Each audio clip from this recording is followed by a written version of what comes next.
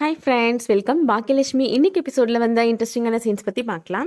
Jenny பாக்கியாட்ட கேட்குறாங்க, யார் anti ஃபோனில் எதுக்காக இவ்வளோ டென்ஷன் ஆகுறீங்க அப்படின்னு கேட்குறாங்க. அது ஏதோ தேவையில்லாத கால் அப்படின்னு பாக்கியா சொல்கிறாங்க. இந்த மாதிரி கால் வந்தால் தான் நம்ம எந்த இடத்துல இருக்கிறோம், இத்தனை நாள் நம்மளோட வாழ்க்கையை எப்படி வீணடிச்சிருக்கிறோம் எல்லாமே நமக்கு புரிய வருது அப்படின்னு சொல்கிறாங்க. என்னக்கா சொல்கிறேன், எனக்கு எதுவுமே புரியலை அப்படின்னு செல்வி சொல்கிறாங்க. அதெல்லாம் விடு செல்வி அப்படின்னு பாக்கியா சொல்கிறாங்க. இனிமேலும் நம்ம இந்த கேரியர் சாப்பாடு மசாலா பொடி அப்படின்னு நம்ம நடத்திட்டு இருந்தோம்னா நம்மளோட வாழ்க்கையில அடுத்த கட்டத்துக்கே நம்மளால போக முடியாது அப்படின்னு சொல்றாங்க. நம்மளோட பிசினஸ் அடுத்த கட்டத்துக்கு கொண்டு போகணும், ஏதாவது ஒண்ணு பெருசா பண்ணணும் அப்படின்னு சொல்றாங்க பாக்கியா. என்ன பண்ண போறக்கா அப்படின்னு கேக்குறாங்க செல்வி. எனக்கு இப்போதைக்கு எந்த ஐடியாவும் கிடையாது, ஆனா மனசு முழுக்க நம்பிக்கை இருக்கு அப்படின்னு சொல்றாங்க. பாக்கியாவோட மாமனார் மாமியார் இப்ப அங்க வராங்க. ஸ்கூலுக்கு போயிட்டியாமா, ஃபீஸ் கட்டிட்டியா அப்படின்னு பாக்கியாவோட மாமனார் கேக்குறாரு. பாக்கியா மாமியார் சொல்றாங்க, அவர் கேட்கிறாருல, வாயை திறந்து பதில் சொல்லு பாக்கியா அப்படின்னு சொல்றாங்க.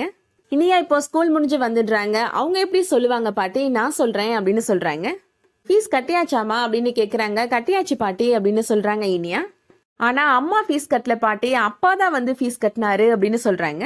இன்னும் கொஞ்ச நேரம் லேட்டா கட்டியிருந்தா கூட இனிய கிளாஸ் ரூமை விட்டு வெளியில அனுப்பியிருப்பாங்க, எனக்கு ரொம்ப அசிங்கமா போயிருந்திருக்கும் அப்படின்னு இனியா சொல்றாங்க. லேட்டா ஃபீஸ் கட்டினதுக்கு சாரிடா இனியான்னு கூட டேடி சொன்னாரு அப்படின்னு சொல்றாங்க இனியா. என் பிள்ளைய பாத்தியா, நீ வீட்டை விட்டு வெளியில அனுப்புனா கூட அவனோட கடமையை எவ்வளவு கரெக்டா பண்ணிருக்கான்னு பாத்தியா அப்படின்னு பாக்கியாவோட மாமியார் சொல்றாங்க. இது இப்ப ஆரம்பம் தான், இனிமே வீட்டுல வரப்போற எல்லா செலவையும் நீ எப்படி சமாளிக்க போறன்னு நானும் பாக்குறேன் அப்படின்னு சொல்லிட்டு போறாங்க. பாக்கியா மாமனார் சொல்றாரு, அதான் பணம் வேணும்னா நான் தரேன்னு சொன்னேன்ல பாக்கியா அப்படின்னு சொல்றாரு. பணம்லாம் கொண்டுட்டு போனேன் மாமா, ஆனா நான் ஃபீஸ் கட்டுறதுக்குள்ள அவர் வந்து கட்டிட்டாரு மாமா அப்படின்னு பாக்கியா சொல்றாங்க. இனிமேல் அவன் இந்த மாதிரி இடையில புகுற மாதிரி நம்ம விடவே கூடாதுமா அப்படின்னு பாக்கியா மாமனார் சொல்லிட்டு போறாரு. அவன் பெத்த பிள்ளைக்கு தானே ஃபீஸ் கட்டியிருக்கான், அதெல்லாம் ஒரு தப்பும் கிடையாது அப்படின்னு சொல்லிட்டு போறாரு. ஜெனி சொல்றாங்க, பாட்டி அங்கிள் மேல எந்த தப்புமே இல்லாத மாதிரி பேசிட்டு போறாங்க அப்படின்னு கேக்குறாங்க. வீட்டுல இருக்கிற எல்லா பிரச்சனைக்கும் ஆரம்ப புள்ளி அங்கிள் தானே அப்படின்னு சொல்றாங்க. ஆனா அவர் ஃபீஸ் கட்டின உடனே அவர் மேல எந்த தப்புமே இல்லாத மாதிரி பேசுறாங்க அப்படின்னு ஜெனி சொல்றாங்க. அடுத்ததா எழிலோட ஆபீஸ்ல நடக்கிறத காமிக்கிறாங்க. ப்ரொடியூசர் எழில்கிட்ட சொல்றாரு, நான் சொல்ற சேஞ்சஸை நீங்க பண்றதா இருந்தா இந்த ஆஃபீஸ்க்கு வாங்க, இல்ல அப்படின்னா காலி பண்ணிட்டு போயிட்டே இருங்க அப்படின்னு சொல்லிடுறாரு.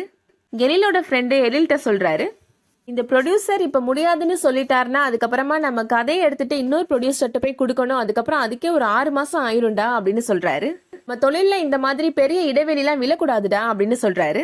எழில் சொல்றாரு, கதையை பத்தி மொத்தம் உனக்கு தெரியும்ல, அதுல நான் சேஞ்சஸ் பண்ணேன்னா கதையில ஜீவனே இல்லாம போயிரும்டா அப்படின்னு சொல்றாரு. நான் ப்ரொடியூசர்கிட்ட பேசிக்கிறேன் அப்படின்னு சொல்லிடுறாரு எழில். அடுத்ததா ராதிகா வீட்டுல நடக்கிறத காமிக்கிறாங்க.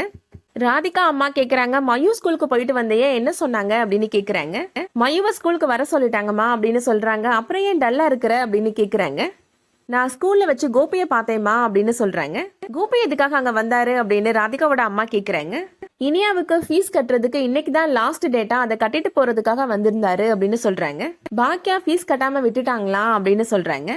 அதை கேட்ட உடனே ராதிகாவோட அம்மா வீட்டை விட்டு வெளியில போனாலும் பொறுப்பா தன்னோட குழந்தைக்கு ஃபீஸ் கட்டிருக்கிறாருல அப்படின்னு சொல்லி பாராட்டுறாங்க.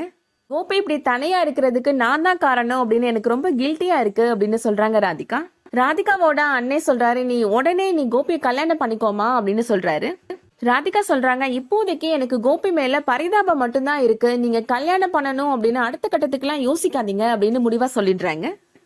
அதோட இன்னைக்கான எபிசோட் முடியுது. இந்த வீடியோ உங்களுக்கு பிடிச்சிருந்துச்சுன்னா லைக் பண்ணிக்கோங்க. சீரியல் அப்டேட்ஸ்க்கு நம்ம சேனலை சப்ஸ்கிரைப் பண்ணிக்கோங்க. தேங்க்ஸ் ஃபார் வாட்சிங்.